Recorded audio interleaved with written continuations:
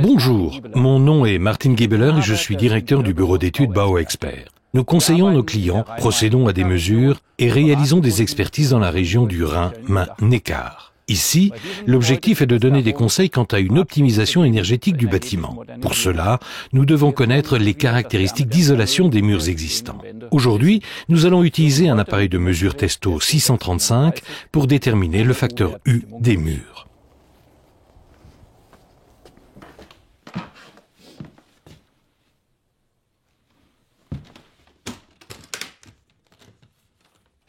Selon les informations reçues, les murs de ce bâtiment ne sont pas homogènes. Des clichés thermographiques l'ont confirmé. Ces deux murs ne présentent aucune ouverture, nous ne pouvons donc pas en mesurer l'épaisseur.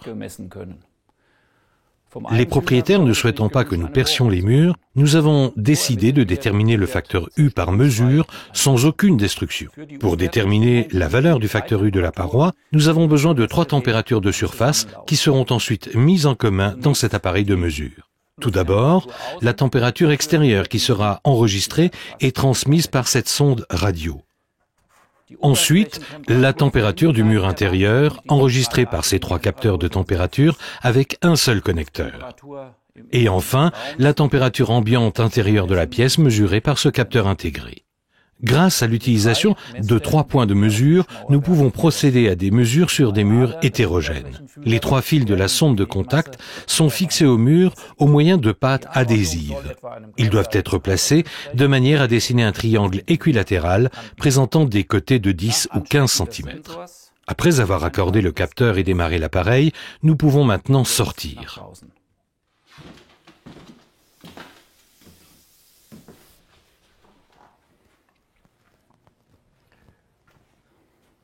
Pour que la mesure soit utilisable, il doit faire froid à l'extérieur et chaud à l'intérieur. Les différences de température doivent être d'au moins 15 Kelvin. Ce mur est parfait, car il est orienté au nord, les rayons du soleil ne peuvent donc pas fausser les résultats. Je raccorde maintenant l'appareil de mesure à l'ordinateur au moyen d'un câble USB.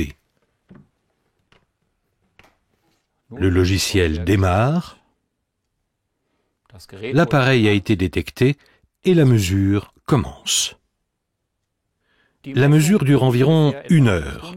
Ici, nous voyons les dernières 20 minutes et on peut constater que la courbe de la valeur U tend à se stabiliser. Il est possible d'obtenir une valeur plus précise grâce aux calculs statistiques. Ici, la valeur du facteur U est d'environ 1,4.